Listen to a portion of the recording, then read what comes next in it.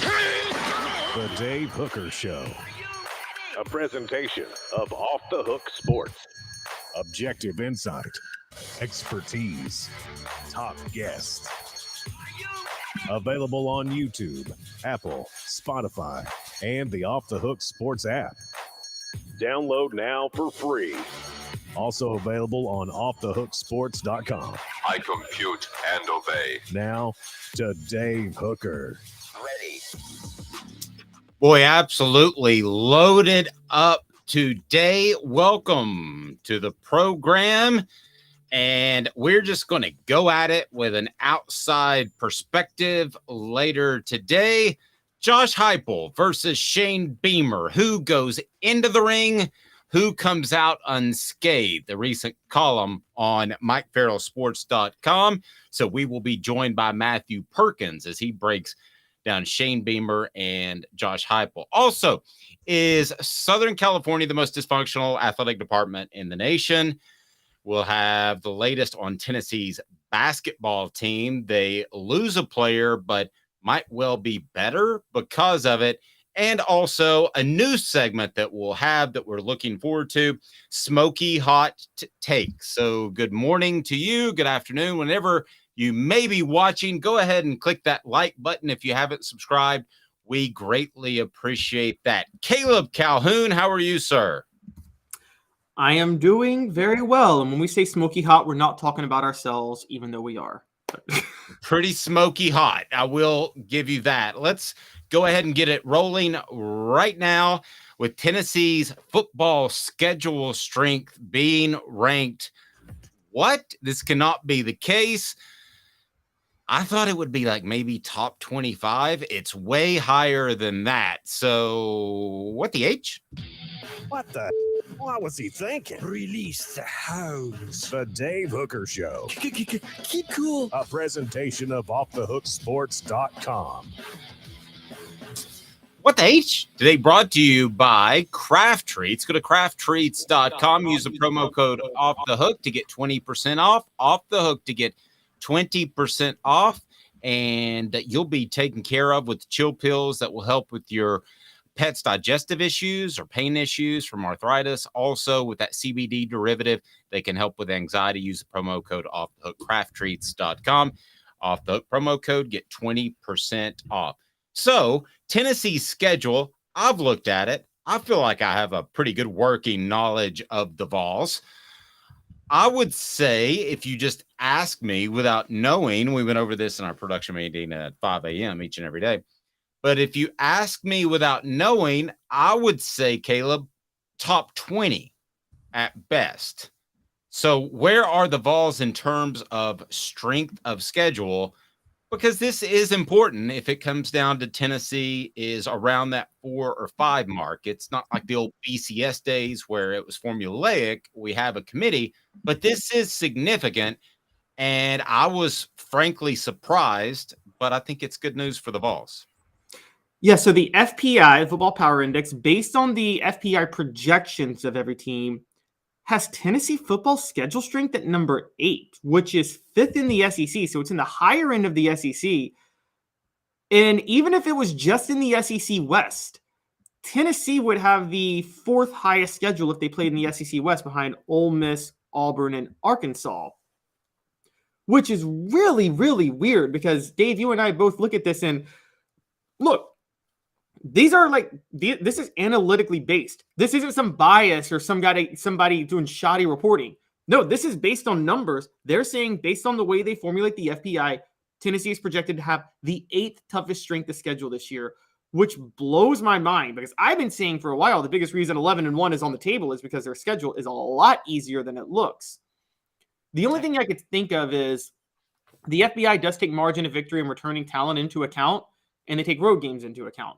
When you factor all those in, I know you don't like to hear it, Dave, but there's a lot of data to suggest Missouri could be a very dangerous team this year, which adds to the toughness. Vanderbilt finished strong last year, and Kentucky is still always a relatively tough team under Mark Stoops. So maybe that's where they're getting it from.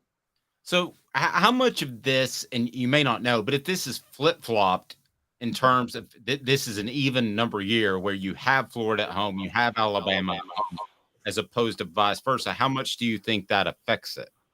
A lot. I think largely because the teams right below Florida and Alabama, their other two road games, are two SEC teams that are considered by the FPI to be dangerous this year, which are Kentucky and Missouri. So quite honestly, Tennessee's only tough home game is Georgia and maybe South Carolina, which I would believe the FPI would be high on. Yeah, but outside of those two, I don't see them being that high on Texas A&M because they do base pass production, and what we saw last year from Texas A&M shouldn't suggest that the FPI would rate them high. So I think it becomes pretty clear that Tennessee, by and large, their tougher games are on the road this year, with that one major exception of Georgia. Sure. So Tennessee plays in Nashville, Virginia. We both think that's going to be a win. Austin Peay in Neyland Stadium, that'll be a win. Then they go to Florida at Gainesville. It's always a tough place to play, and there are going to be talented players on the field, but this is not a program that is in the best of shape. And then the University of Texas San Antonio is better than a lot of people might think. They got a pretty good quarterback coming back, but that's still probably a winnable, almost surefire win game. South Carolina, we've talked about the revenge factor. How much does that play into it? We could say the same thing on Missouri's side of it if we want to. So they host South Carolina, Texas A&M, then at Alabama, Kentucky in Lexington. UConn should be a win. Missouri, again, it's going to be a revenge game for them. Georgia at Neyland Stadium, that's the national champion, so that's going to be a tough game. Then Vanderbilt at home as well. So I look at the schedule, and I think there's only one surefire loss if you want to take a step back and be objective, just because of where Georgia's program is. We would have said the same thing about Alabama last year, but that's the only one that they're going to be significant underdogs in. And by significant, Caleb, I mean 7 points or more. Is that fair? Yeah, I agree. I think what they're looking at is there's like tiers with the schedule strength. When it comes to like top tier powerhouse foes, Tennessee is not near the same level as a lot of other teams in terms of the schedule strength that they have. But what you see is, and by the way, this used to go in basketball all the time. Bruce Pearl was a master manipulator of this, and I never blamed him when he was at Tennessee. One of his focuses was to, when you have those sure November and December wins in college basketball, he would say, let's play the best team from these smaller conferences because they're sure wins, but that helps us manipulate the RPI to have a higher strength of schedule by numbers. And I think that's what's happening here, which is that lower tier teams that Tennessee should beat, there's a lot more of those on Tennessee's schedule this year than in previous years. But those lower tier teams happen to be on the higher end of the lower tier teams in college football. I mean, UTSA, we're talking about it, Texas San Antonio, they're one of maybe the 5 best group of 5 schools in college football this year. If you were to rank group of 5 programs in college football, you'd have Texas San Antonio in the top 5. Now, Tennessee should beat all those teams by 30, 35, 40. But at the same time, that still technically skews the schedule strength in their favor. Okay, so where does the rest of the SEC, in particular the SEC East, rank in terms of schedule strength? So the rest of the SEC East, Tennessee is second. Only Florida is ahead of them Florida's number 3 in the nation and second in the SEC overall. Ole Miss has the toughest schedule in the country, and they're ranked number 1. Auburn is ranked number 1 in the nation? Number 1 in the nation, yeah. Ole Miss is ranked number 1 in the nation. By the way, again, sometimes this is skewed because think about this for a minute. Let's just take Florida, for instance, and Tennessee. Those two teams have to play Georgia. That beefs up their strength of schedule. Well, Georgia can't play Georgia to beef up their own strength of schedule. So by being elite, a lot of times that's going to hurt your strength of schedule on the numbers. And that makes it a little tricky, but that's why Georgia and Alabama are not in the top 10. But yeah, Ole Miss is number 1. Minnesota is number 2, and that's a shocker too because they're in the Big Ten West. And again, who considers the Big Ten West that elite? I mean, that's barely a Power 5 division. And then you have Florida number 3, Maryland number 4. Maryland makes sense because they have to play Ohio State, Penn State, and Michigan. Auburn number 5, Arkansas number 6, Michigan State number 7, Tennessee number 8, Rutgers number 9, and Indiana number 10, and South Carolina comes in right at number 11. It's a good news for Tennessee that, I mean, their schedule didn't change overnight, but the simple fact is it's viewed as one of the toughest schedules in the nation. So if you woke up, no, nothing changed as of the middle of the night. The schedule didn't change, but this does help Tennessee. I would think that these guys on the committee take a look at strength of schedule. Sometimes I don't know what they're thinking, but if you're top 10, to me, really, if you're top 20 to top 25 in the schedule ranking, Caleb, you should be considered even keel with everyone else. That would be my take on that. You should be considered that you have played a tough enough schedule to be considered with the top teams in the nation, and that it shouldn't be a factor. It's when you get down to the 40s and the 50s that it should be held against you. But to me, everybody in the top 20, top 25 is kind of a wash there. As far as if you're in that top 20, top 25, I'm not going to hold the schedule against you. I'm pretty much right where you are. It's partially because a lot of times people can't fully control the schedule strength. I mean, you make these schedules 3-4 years in advance. I'm pretty sure when Tennessee scheduled Syracuse on the road to open the 98 season, they didn't think they were playing the eventual Big East champions and Donovan McNabb. That wasn't in the cards. And so it's hard to really, you're right, I'm with you. When you can control if you have a top 20 to 25 schedule, you can't really control if anything changes within that. And yeah, this day and age, this was what always separated to me when people always said, could Boise State or UCF back in the day, they'll be one Power 5 team that's in the top 10 or top 15 in a bowl game or at the start of the year, and everybody will say, we'll see, they can compete. It's like, okay, yeah, you can do that one time when you have a month or months to prepare.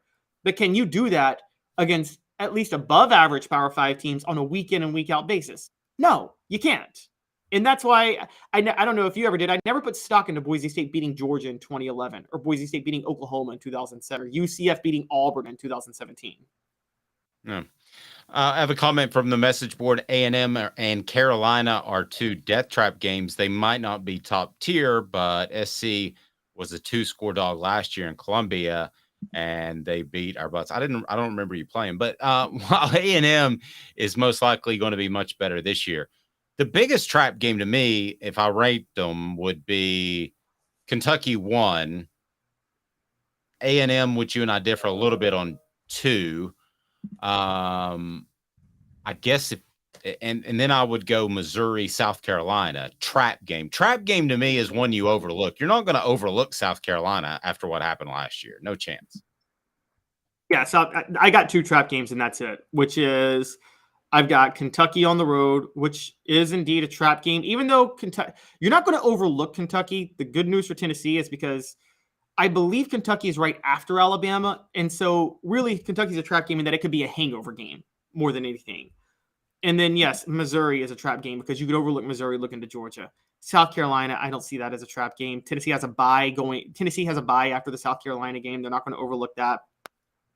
Texas A&M is theoretically a trap game because Alabama's right after, but I don't think they're a trap game. I'm insisting the bottom's going to fall out. I may be eating crow because I'm saying this, I feel like every other day on our show, but I have a feeling that A&M's going to go 3-9 this year. This Jimbo Fisher, Bobby Petrino experiment's not going to work out.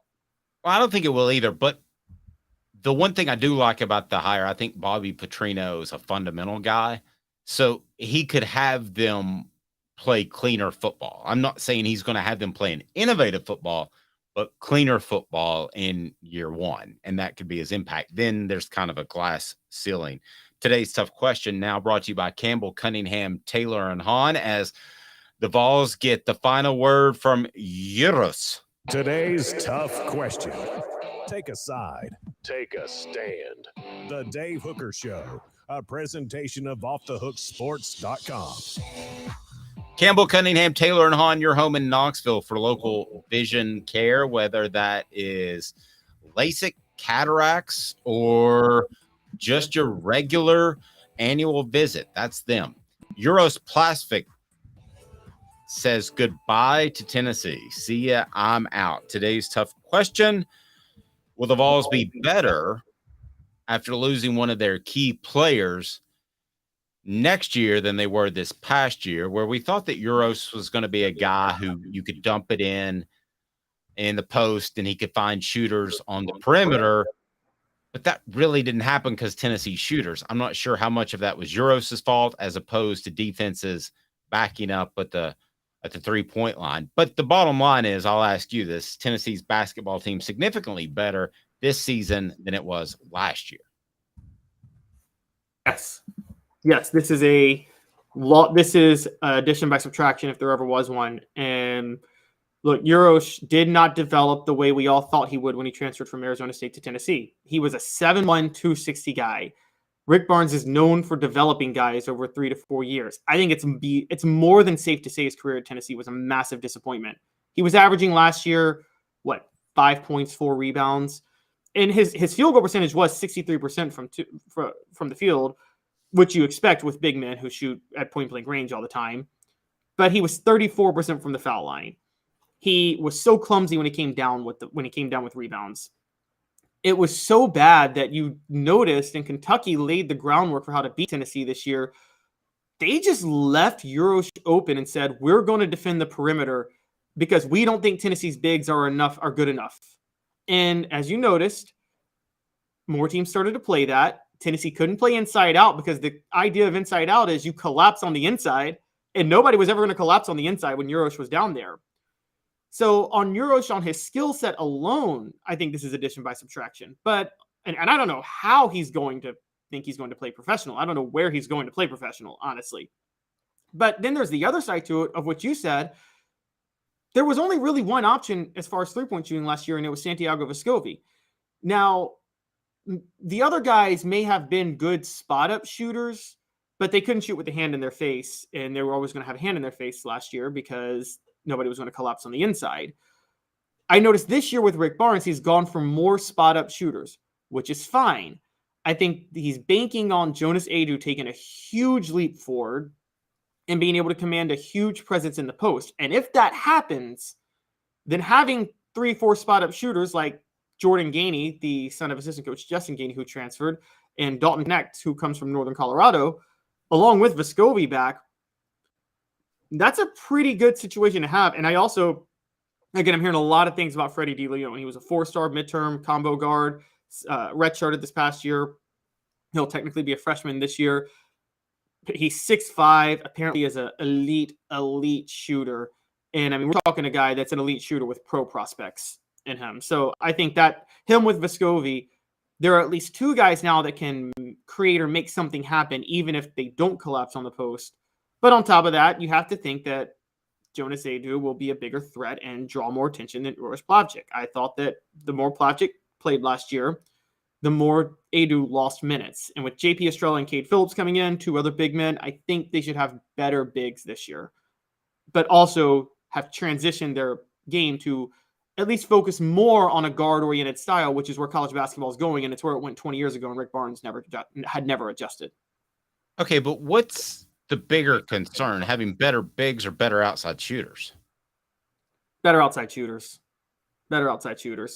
I think Tennessee had decent bigs last year. If you remember, Josiah Jordan-James can play big. He can play the 4 in college. Now, he can't do that in the NBA if he ever goes there, and he's still testing the waters. But he's 6'6" and athletic. He can play down low, and Olivier Kamwa was still pretty good under the basket. So they were decent enough with their bigs last year. They didn't have enough guys who could create with a hand in their face or with somebody on them on the perimeter. Yeah, I think Tennessee's a better team with Uros back, to be honest with you. I don't know that we know his upside because the outside shooters couldn't take some of the relief off of him. He didn't have that option to kick it outside. So I'm not so sure that they wouldn't be better with. I don't know that we know what Uros was because that people would just clamp down and play defense on him. That wasn't what the offense was designed to do. And it wasn't his fault that his outside guys couldn't hit 3-point shots. So I don't know. I'd rather have the big guy back. I'm not saying he was great, but I'd rather have him and have guys hitting threes than anything else. How much better could he have been if they hit threes that they're supposed to hit? Somewhat better, but the idea of good bigs is spot up shooters. The idea of spot up shooters is that your bigs are good enough to where they'll be open on the perimeter, and they never were. And again, I think they're fine. I think Jonas Adu can do what Plavsic did and do it better. And he's back. And so Jonas Adu, 6'11", 235. He's not Plavsic size, but he's good enough for college basketball. And I mean, again, Plavsic is kind of proof that in this day and age in basketball, 7-footers need to have skills. They just do. You can't just use your size and will your way to buckets the way you used to be able to in the sport. And I think Adu can do it. And again, Kate Phillips and JP Estrella are coming in. That's 2 more bigs. And I believe that they probably have more skill than Plavsic. One of them's bound to, not to mention Toby Awaka's still there. So you're kind of fine with your bigs. The big thing is that Tennessee needed a change in philosophy and to have better creators and scorers on the perimeter. And I do think they got that through the transfer portal. So I think they're going to be much, much, much better this year. Yep. Maybe I sound old school, but I'm going with Mr. Jones on the message board. 7-footers don't grow on trees. So as a like whole, that guy who still teaches big men to play like Kevin McHale. Well, don't you knock Kevin McHale, my Celtics. Do they finally hang it up tonight? I think so. Coming up on the program next, Shane Beamer versus Josh Heupel. Thought we'd get a fresh perspective, an outside perspective. It's a debate that rages on our YouTube channel. So we will be joined by a very special guest, Matt Perkins of MikeFarrellSports.com. You wrote a column on that. And also the top impact true freshman. Did a Vol make the list? Stay tuned. We'll be back. You give me 2 minutes, I'll give you all kinds of info thanks to Matt Perkins. So hang tight. Right back with you. 2 minutes off the Hook Sports. Sun, sand, and salt water, the beach is a very relaxing place. Unless you wear contacts. Ow! Open your eyes to the best the beach has to offer with LASIK vision correction from Campbell Cunningham Laser Center. Ah. Hi, Mike Davis here with City Heating and Air, reminding you to always dare to compare. Our team provides quality local heating and air service, installation, and maintenance across East Tennessee. We use only the best equipment like American Standard heating and air conditioning for your residential, new construction, or commercial needs. Honesty, dependability, and customer satisfaction have been the cornerstones of our business since 1961. City Heat and Air. Dare to compare.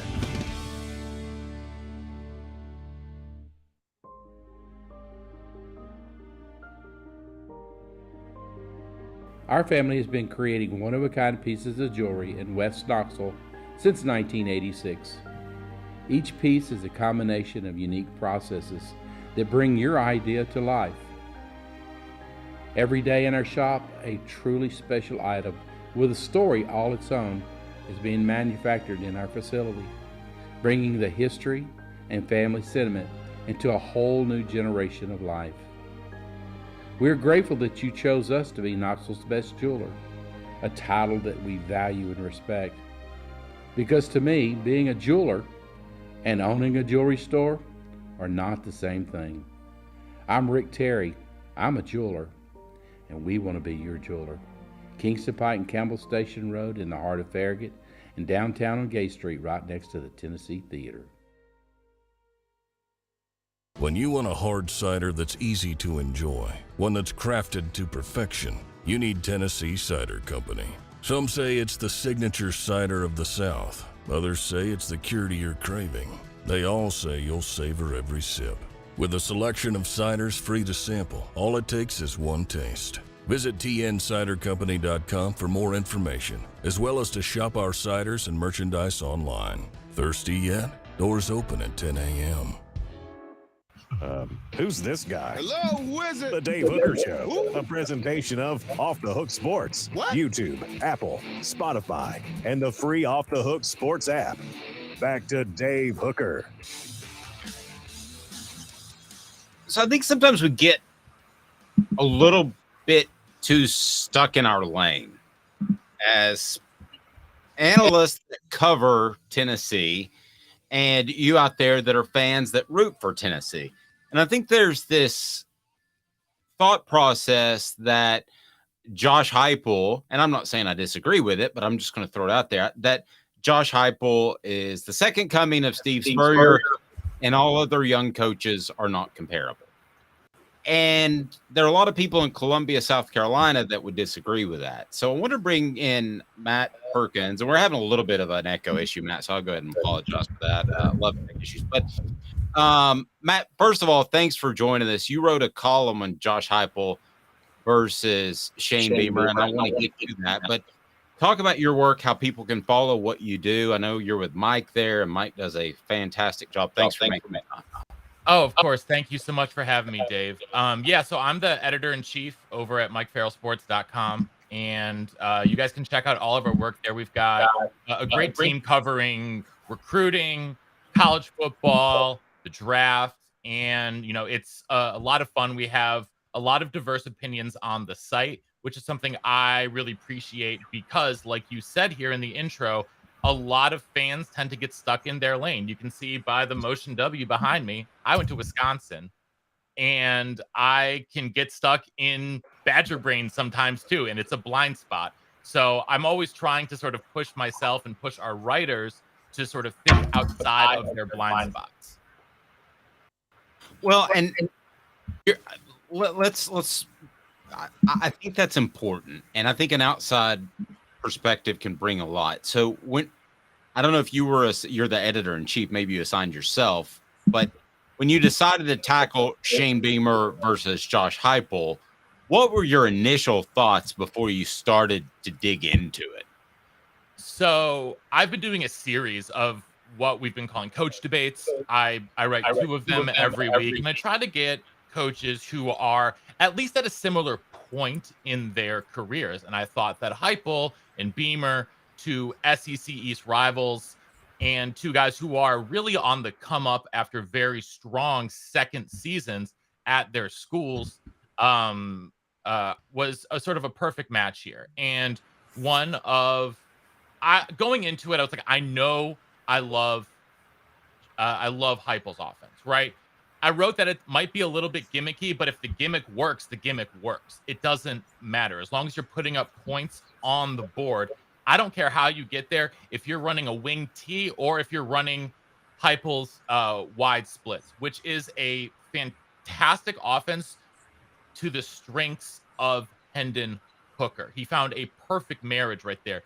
Joe Milton, to me, is going to be very interesting to see. But going back to the debate between Beamer and Heupel, I just thought that sort of these two guys have a bit of a different approach, and I thought that it was a just an intriguing look because I know a lot of South Carolina people in my life. I live in Nashville. I know a lot of UT fans, and both of them really hype up their guys. And I thought I just wanted to delve in a little bit deeper. All right, joined by Matthew Perkins again of MikeFarrellSports.com. I would highly suggest checking that out. So how did you judge each? How much did you factor in recruiting? How much did you factor in their offenses, the ability to put together assistants, the transfer portal, managing NIL, all of that? What all did you factor into who's the best young coach in the SEC East? I didn't factor in NIL because in a lot of schools and places, the head coach can only do so much with the NIL given the constrictions of laws in different states, etc. So I wanted to keep that out. I wanted to look at everything else though: recruiting, portal, scheming, and to me, Heupel came out on top because his offense works, and you have an offense that can travel. And at the end of the day, I trust his offense to work with a wider skill set of players. And the other thing I don't necessarily trust yet is, we've seen Spencer Rattler be good at times. I don't necessarily trust his choice of quarterbacks because I am not a Spencer Rattler guy at all. And so, that is one thing I would worry. I'm also worried about, about the portal exits, especially of Jaheim Bell from South Carolina. He was set to be an absolute stud in that offense this year. he leaves to go to Florida State alongside Kyle Morlock, one of the other biggest tight ends in the portal. And you just got to wonder why something like that happens when a guy was definitely going to be a feature in the offense. So that being said, I think both these guys are pretty equal in recruiting right now. You look at both, Nico Malva, who is an absolute stud. I would be very bullish about the future here. I'm not as high on Joe Milton for this season. He did great against Clemson, but I think the accuracy issues are going to rear their head at some point. At the end of the day, though, I would still take Heupel over Beamer. Matt, you threw out something with Spencer Rattler and the quarterback choosing, but we did see how they ended the season last year, and Spencer Rattler was really the reason for that. I mean, he kept Tennessee out of the college football playoff. I think he scored a touchdown every single drive, and except one. I'm not even exaggerating on that. But are we sure that Spencer Rattler was having issues, or was it just until they didn't utilize him right until the end of the season? Well, if they weren't utilizing him right, that's on Beamer, isn't it? Yeah, that's true. So, I mean, that's, and that's part of the issue at the end of the day. And so if, you have to know how to use their talent and maximize their talent from the get-go. It's not like those first 10 games didn't count for South Carolina. They count just as much as the last 2 games on the schedule in the win and loss column. So I will take the body of work, especially as we look at last season, as a whole. I would much prefer the, what we saw out of Tennessee. And, I see in the comments, like, Joe Milton going to compete for a Heisman. He definitely has a chance if he's fixed these accuracy issues, because we know he can drive it deep. I'm curious to see how sort of a new set of receivers losing, the top 2 guys and Hyatt and Tillman is really going to affect the offense, but they're going to be able to put up points. We know that. And that's, again, I know that a Heupel offense is going to put up points, which is why I'll take him at the end of the day, even if I really like the way that Beamer is recruiting with guys like Nichols Harbor. Matt Perkins, again, joining us from MikeFarrellSports.com. You want to play a little game with us there, Matt, to break these guys down? Let's do it. All right. 4 Downs is brought to you by Andy Mason, AndyMasonRealEstate.com. And we got Matt Perkins with us to talk Beamer versus Heupel. Who comes out on top? Here we go. 4 Downs. 4 questions. 4 answers. The Dave Hooker Show. 4 Downs. A presentation of OffTheHookSports.com. All right, I got some quick ones for you. They're brought to you by AndyMasonRealEstate.com. Best service, best prices in the biz. AndyMasonRealEstate.com in Knoxville. Over 40 years of experience in that office. First down. Who will be at their current school longer, Beamer or Heupel? Heupel. Yes, because that? I think Tennessee is more of a destination job at the end of the day than South Carolina, and I think that there is a love between. I think that there is this, resonance between Heupel and the community in Knoxville. I don't live there. Like I said, I live in Nashville, but I can feel it from Nashville, right? I can feel the connection and I just think that at the end of the day, Beamer is more likely to jump to a bigger gig than South Carolina. I agree with everything you said, but just know that people are going to rip you on my YouTube channel because they ripped me with this. I get ripped in every column I write, so I'm used to it. That's right. I got a question for both of you guys, though. Can you? This is a really, and I know if you're a coach up and coming, not like a Steve Spurrier or Lou Holtz, can you do well enough at South Carolina to get a job somewhere else? Like to get a job at a bigger program? Yeah, that's interesting because they're. I absolutely think that you can. You can, go 8-4. You can go 9-3, and that can be viewed as good enough if you get 3rd in the SEC East in back-to-back years, finishing behind Georgia and Tennessee, maybe pulling an upset against Tennessee, right? I could see someone at a bigger program than South Carolina. Even Dabo, let's say Dabo goes on. I don't think he's a fit at Clemson, right? I don't think, but a bigger program, you could see success like 8-4, 9-3 for a couple of seasons. I think that could definitely translate to a bigger gig. There are high expectations in South Carolina, which would scare me to take that job. And it leads me to second down. Who is more likely to be fired? Is it Heupel or Beamer? I'm gonna say Beamer as well. You mentioned those high expectations, but I don't see either of these guys being fired for a minute. I see both these guys more likely to go off. I think if Heupel leaves, it's for the NFL. I know some guys in the comments are saying that too, and I would agree with that. If Heupel does go somewhere, it's going to be the NFL. I could see Beamer though leaving for another college position, and more likely to be fired if things go downhill quickly, especially with the expectations that are coming with getting these better and better recruiting classes. Will either or both win an SEC title? Heupel will. Beamer won't. Okay. Last. I think, by the way, Heupel will win an SEC title in the 2025 season. That's my prediction. Okay. I like that. I like that a little more than the 2024. We've heard that several times, but they lose a lot headed into 2024. So I like that take. Last one. Fourth down. It's a possession down, Matt, so you don't want to mess this up. You're starting Perkins University. Okay. It's a prestigious university. Obviously. Who it sounds like, I think I know your answer now based off what you've said during your time with us. Do you take Beamer or Heupel to be your head football coach? I'm taking Heupel. Offense, the offense travels. All right. Great stuff. Again, how do people follow your work, Matt? Check us out, MikeFarrellSports.com. My Twitter is @_Perko_. I'm tweeting out all of my work there, as well as I produced actually Wisconsin Badgers podcast, and just dropped part 1 of a 4-part special with Melvin Gordon, Daria Gumbawale, and the rest of the former Badger players who have formed Vibes Golf Club, VIBEZ. I'm also producing a documentary about them right now, and that's sort of the other big project on my docket at the moment. And you're a go-getter. Tell Mike I said hello. I will. Mike's the best. Yeah, Mike is. Thanks, buddy. I appreciate it, Matt. Yeah, Perkins. appreciate you, Dave. Thank you, Caleb. Thank you. Matt Perkins joins us from MikeFarrellSports.com. So there's an outside view of Beamer and Heupel that pretty much falls in line with what we said.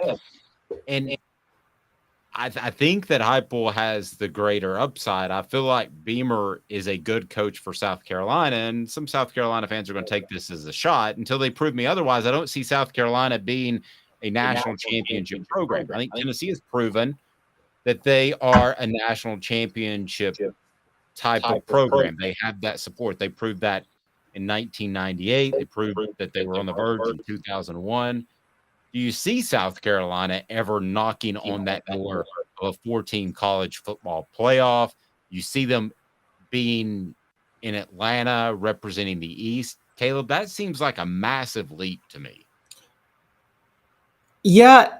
And isn't this why Steve Spurrier resigned in the first place? He took over South Carolina because he wanted a new challenge, and I thought he did as good of a job as you could do there. And then the SEC East got a little bit better. And then in 2015 with South Carolina, like 2-4, he just abruptly resigned because we know Spurrier he does that. But I think what went into his decision is after bordering on 11 years there, he kind of came to the realization that he's maxed out what can be done at the school and that you just can't do more than that. No, I agree. Jacob Warren will join us on our YouTube channel today. And I've got some things I want to talk to Jacob about in light of some really insensitive comments, kind of get his thoughts inside the locker room and what it means to be a teammate. You know, it wasn't that long ago that Phil Sims' son, Matt, accused Tennessee of being segregated in their football program. We've had a couple of other issues that of race. And I'm just curious, it's a different generation. If there's any issues, I wouldn't think so at this point, but Jacob will remind you of what you need to do to hear the Vol Report, brought to you by, of course, Vassy Lawn and Garden, Man Alive. It's worth the drive from Knoxville, from Nashville, from Chattanooga. They're in Cleveland, Tennessee, industrial mowers, commercial mowers. And what should they do, Jacob Warren, to hear your Vol Report? What's up, everybody? This is Jacob Warren asking you to like, subscribe, and share. Dave needs this. And so does Caleb. So back in 2 minutes. And then why the most dysfunctional athletic department happens to be one of the most tradition-laden athletic departments, and I don't see it getting better anytime soon. 2 minutes, back at you off the sports. Family has been creating jewelry since 1986, each piece unique with a story all its own. I'm Rick Terry with Rick Terry Jewelry Designs. I'm a jeweler, and I want to be your jeweler. We're grateful that you chose us to be Knoxville's best jeweler. My family and staff look forward to serving you. So please come see us. Kingston Pike and Campbell Station Road in the heart of Farragut, and downtown on Gay Street, right next to the Tennessee Theater. Hi, Mike Davis here with City Heating and Air, reminding you to always dare to compare. Our team provides quality local heating and air service, installation, and maintenance across East Tennessee. We use only the best equipment like American Standard heating and air conditioning for your residential, new construction, or commercial needs. Honesty, dependability, and customer satisfaction have been the cornerstones of our business since 1961. City Heat and Air. Dare to compare. With all that sun, sand, and salt water, the beach is a very relaxing place. Unless you wear contacts. Ow! Open your eyes to the best the beach has to offer with LASIK vision correction from Campbell Cunningham Laser Center. Ah. Do you want to own the more that owns every job? Then get to Vassy Lawn and Garden in Cleveland and get you a Toro. I'm David Vassy, here to talk to you about Toro. With a Toro Zero Turn, you'll get more out of every minute and you'll reach the finish line faster. At Vassy's, we like to say, no matter if you're mowing 3 acres a week or 11 lawns a day, homeowners and business owners alike find confidence in equipment they can trust from top to bottom. Vassy Lawn and Garden, Highway 60 North in Cleveland. Man alive, it's worth the drive. These mountains hold and defend a spirit far better than moonshine. A drink that holds flavor that becomes necessity. A hard cider made and relished by folk who are as hearty as they are legend. A refreshment that can only be found in one place. With a taste that makes you say, give me 3 bottles of the good stuff. Tennessee Cider Company, where necessity can be found. You're listening to The Dave Hooker Show, a presentation of OffTheHookSports.com. The internet is full of pictures of each and every one of you. Available on YouTube, Apple, Spotify, and the Off the Hook Sports app. Download now for free. He said nothing you can't do. Also available on OffTheHookSports.com. From the message board I posted, I see Shane Beamer going back to Ball. The Beamer family is still very, very, very beloved there. So from the message board, only problem is that I despise tech. I live in Virginia, and all I hear is the tech stuff all the time. Well, I don't think he's going to resurrect tech to be anything special. I mean, tech is tech. They have a glass ceiling. They had to have a generational player that changed the game to get a national championship type of hunt. Yes, they were solid defensively, but what can you really do at Vol Tech? To me, it has a glass ceiling just like South Carolina. Well, I got to give them credit. Remember 2004? I will never forget this. And you were in the thick of it covering it. But there have been 2 times where conference realignment made people think someone was going to dethrone the SEC. The first was the creation of the Big 12 in '96. Remember that, Dave?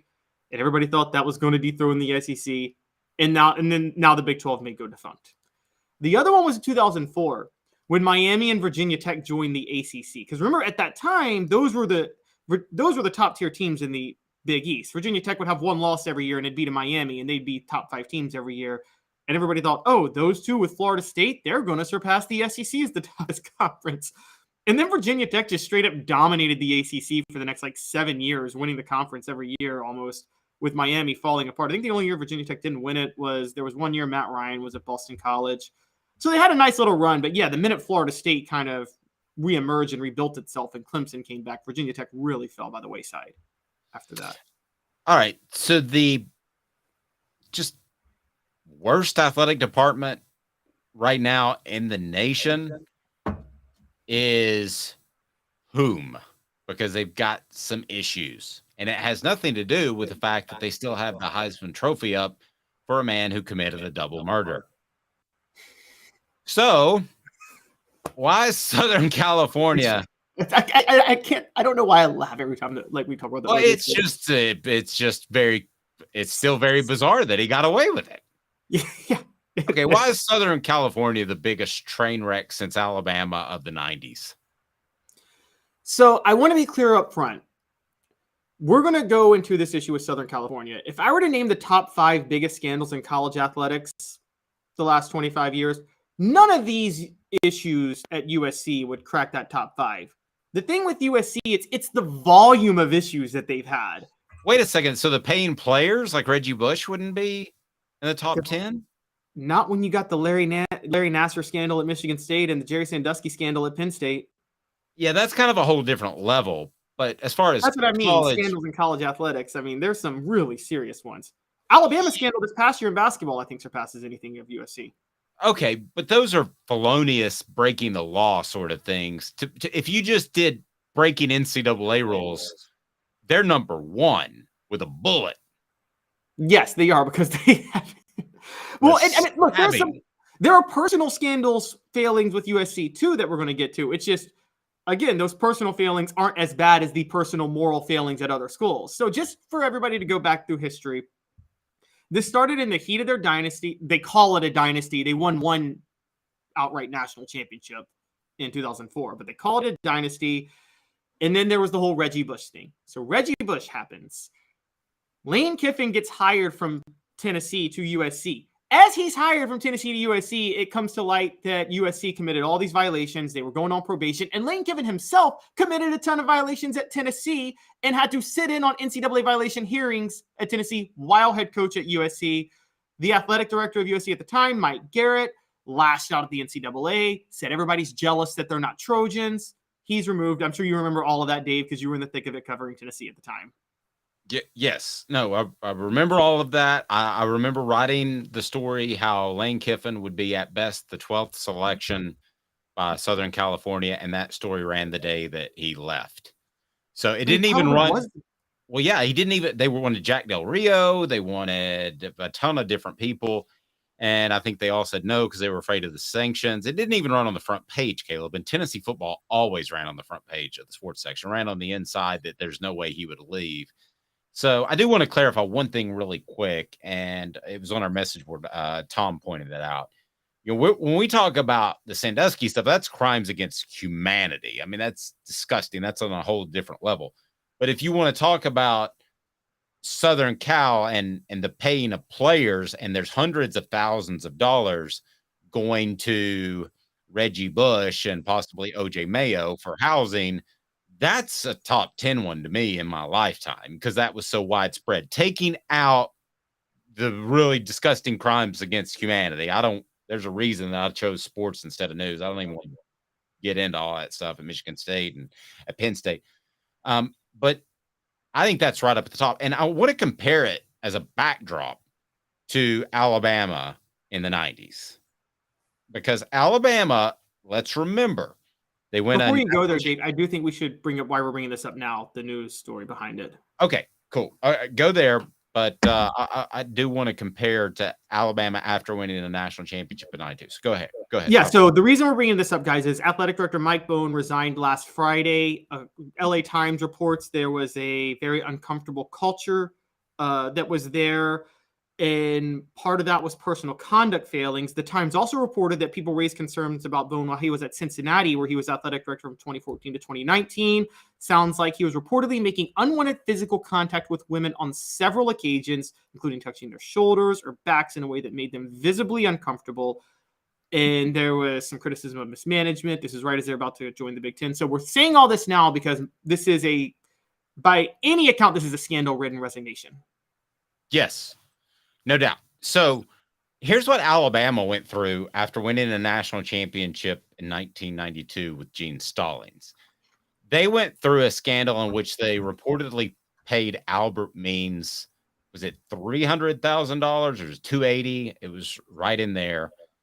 And I can tell you that Tennessee definitely believed they did it because I've read the letter that Philip Fulmer sent to then Commissioner Roy Kramer.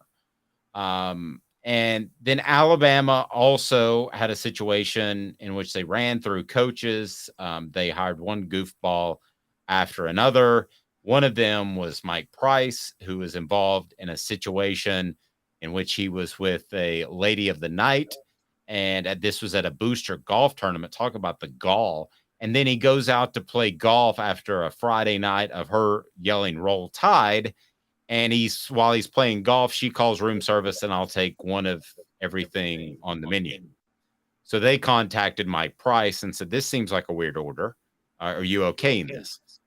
So, and then there were issues that just seemed like Alabama every year, and that's hard for some of you that are younger than me. That's hard to imagine how good they have been.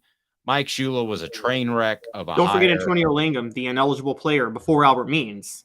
Yeah, right Antonio after Langham. And then the decent coach they had, you might have to help me on this, reportedly had a relationship with his secretary.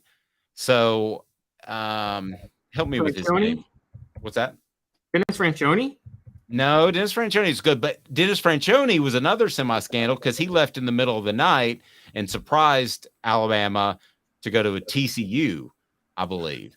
Oh, so, I think, yeah, according to Alabama rule, it was Mike DuBose who had the affair with Mike DuBose reportedly had an affair with the secretary, right? I mean, it was as bad as you could get. Is Southern Cal, what they're going through now, worse, the same, better is not the right word, comparable? To me, they're incredibly comparable. Yeah, so let's just go in order on everything that's happened since the national title in 2005 and then the loss to Texas in 2006. The Reggie Bush investigation opens. The O.J. Mayo investigation opens. Pete Carroll bails on USC before the sanctions come down because they got busted for Reggie Bush. Tim Floyd gets fired, and the basketball program and the football program both get hit with sanctions. Mike Garrett is gone. Then Lane Kiffin comes in, has a sanctions tied to Tennessee. I brought that up. Lane Kiffin's fired by Pat Hayden, who brings in, wait for it, Steve Sarkisian. And we know what happened with Steve Sarkisian, who had a massive alcohol problem. By the way, and here's why, to me, that alcohol problem is bigger than just Steve Sarkisian, is because, listen, I know people that have had problems with alcohol and other drugs. I feel for them in a lot of situations, and I hope they get help, and it is a real issue. I don't doubt that at all. I'm not going to get in the debate of whether or not it's a disease. You can have that. You can believe what you want. That's fine. But the fact that it got to the point where he showed up at a booster function and was intoxicated, speaking to everyone, and they didn't nip it in the bud right there, and then he showed up at a Sunday morning football meeting intoxicated, that's a sign that it's systemic. You've let it go way too far. So that's not one man's problem. That's an athletic department not stepping up and say, this isn't acceptable. Let's either get you help or let's fire you. Yeah, and Hayden admitted that USC never did a public record search of Sarkisian, which apparently it was very much out there that he had had a number of alcohol-related incidents, I think dating back to Washington.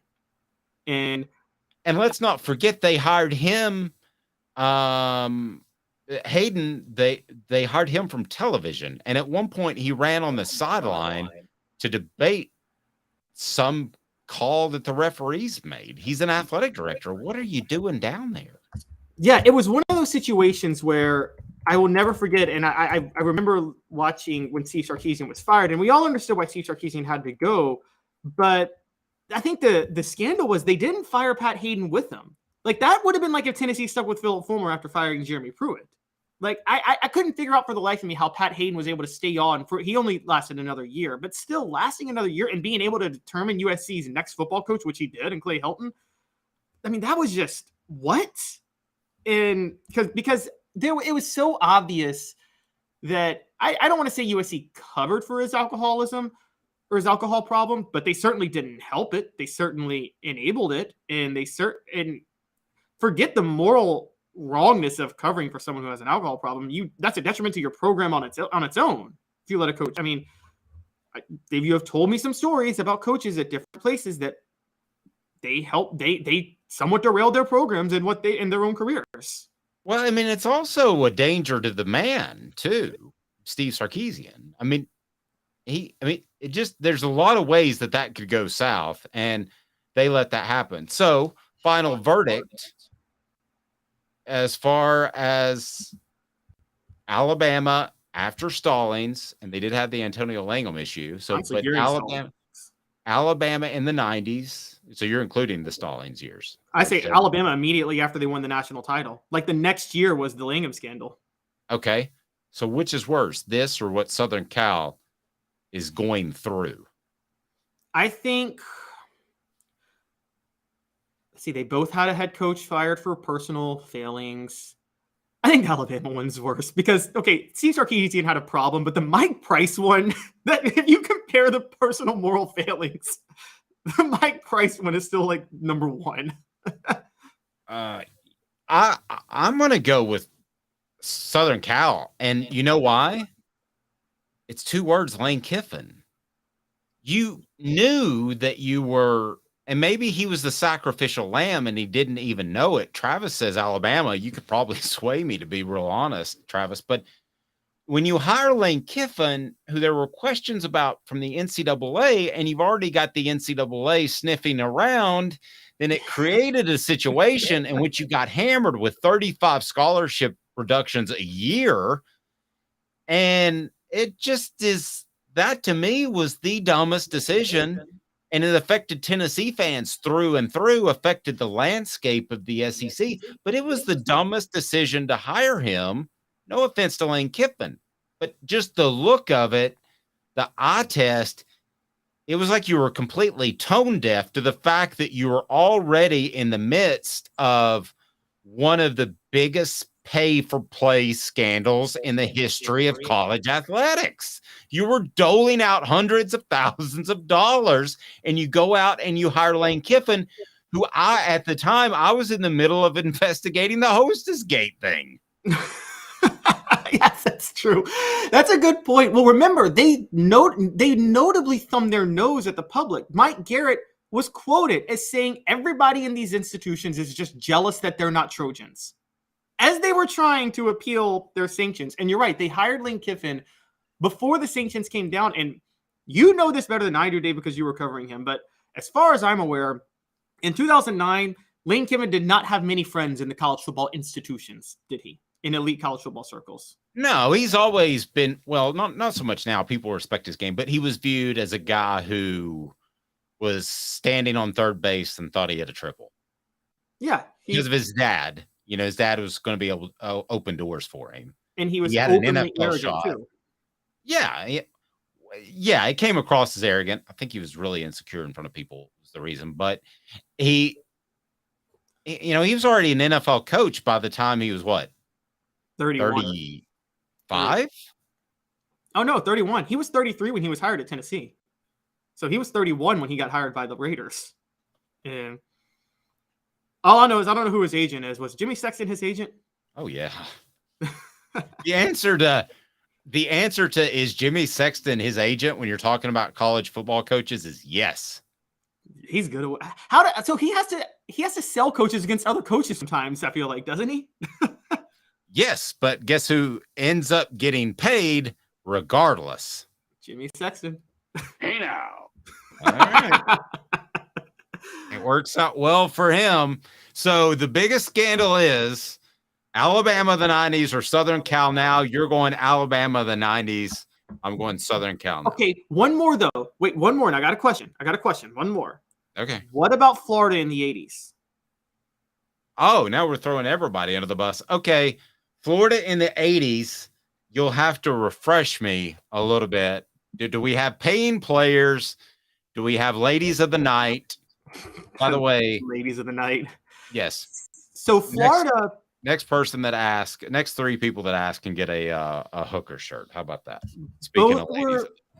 So Florida had 2 SEC championships vacated, ironically, to Tennessee because of pay for play scandals. One happened Spurrier's first year in 1990. Galen Hall had a scandal that had happened 4 years before.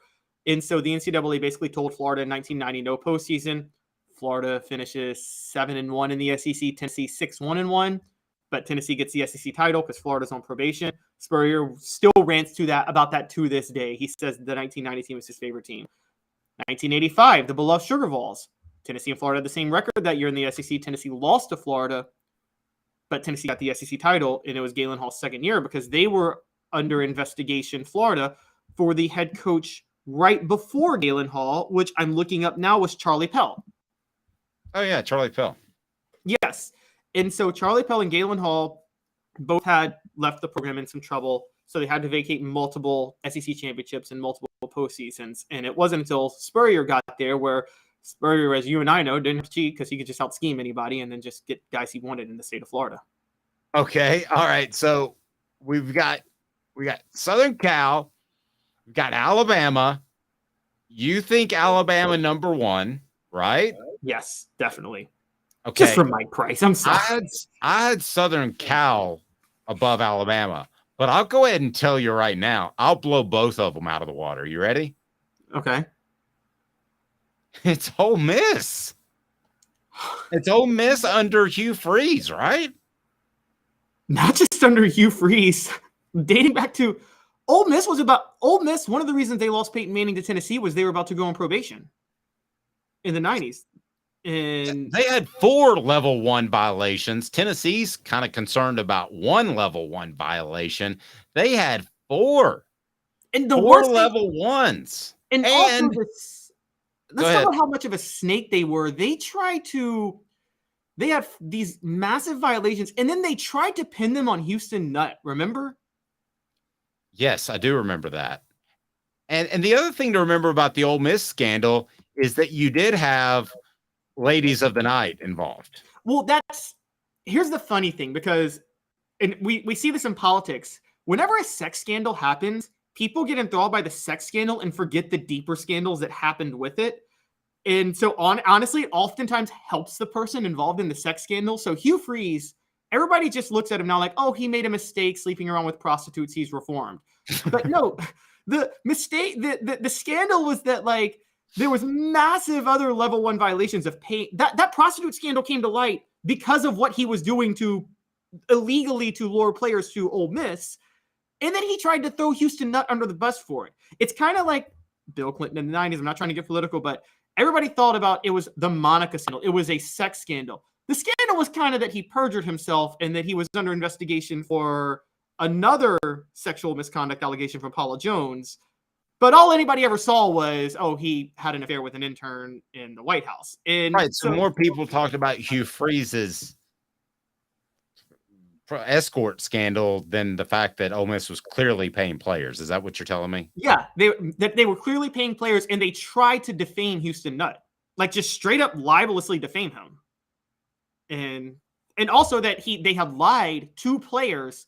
Here's the biggest scandal: forget paying players, because NIL, we can talk about the moral failings of paying players.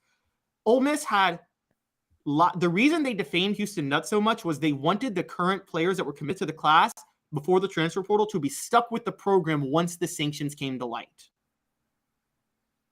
Rebecca's laughing at the ladies of the night thing. I appreciate that, Rebecca, because it's nice to know that I'm not going too blue for the ladies out there. But do you remember it was so bad at Ole Miss that a guy runs up to Lane Kiffin when he's getting off the plane? He goes, "Don't forget to get a burner phone." Do you remember that? I don't remember that at all. Yes. But it is hilarious that Lane Kiffin is the guy they would hire, like, after all of this. What was the class that Hugh Freeze, what was the incredible class he had? What year was that? And I'll tell you. And we all knew they were cheating with that class. Okay, that's when I was covering recruiting for ESPN. So I want to tell you the moment that I knew that they were cheating, because I'm always the guy who kind of gives you the benefit of the doubt a little bit, because I ended up being friends with Trooper Taylor, and Trooper Taylor was a great recruiter. And And the immediate thing you say in recruiting is, oh, he's cheating. And I don't think Trooper Taylor was ever cheating. I don't think Tennessee was cheating at that time when they were doing well. Here's the moment that I knew that Ole Miss was cheating. Okay. You get Robert Kimdiche, number one player in the nation by everybody, the once every decade type of guy.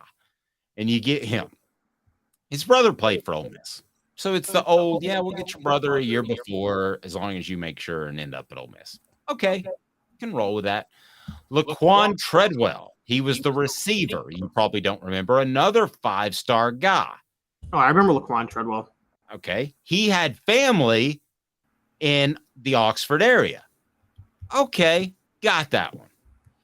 Tony Connor, another 5-star. He was a safety. I covered him very closely because he was in my area of Mississippi. Used to be Antonio Connor. Somewhere along the lines, it turned to Tony Connor. All right. He's an in-state kid. That makes sense, right? So if I'm making the argument that they're not cheating, I'm doing a pretty good job right now, right? Right. Okay. Laramie Tunsil, they're cheating. I mean, for him to go to Ole Miss and not Alabama, had 0 ties, made 0 sense. Laramie Tunsil, true. And then he ends up with the whole gas mask bong thing. and so, also, I believe Laramie Tunsil was born in Louisiana, grew up in Florida. Alabama is a premier program. Where does Ole Miss fit into that? They don't. It was absolutely the most obvious of all time. Laramie Tunsil was the offensive lineman. I tried to post a picture of him. Just Google Laramie Tunsil bong, and that's the guy. So, yeah, he was in the middle of the NFL draft hitting a bong, and his stock dropped like a rock. And then the best part, if you remember, that this beats Southern Cal and Alabama all the heck. So he goes to the post-draft press conference, and they said, so it was reported on social media that the Ole Miss coaches gave you money. Did they give you money? He goes, oh, yeah, they gave me money. Just like, oh, yeah, you take a left to go to the stadium up there. It was, oh, yeah, they gave me money. They did. And then one of his agent people came and pulled him off at the press conference. This is all happening during the draft. Yeah, that was just an incredible night of where social media just overlaps with traditional broadcast media. We're going to get to the smoky hot takes tomorrow. We're going to have the best quarterback of the century, and we're going to have that. So be sure and tune in tomorrow. Also, we've got some special guests lined up. Always Josh Ward and Fred White on a Thursday and Friday. Have a fantastic day, morning, afternoon, evening, whenever you're watching. He's Caleb Calhoun. I'm Dave Hooker. This has been a presentation of Off the Hook Sports.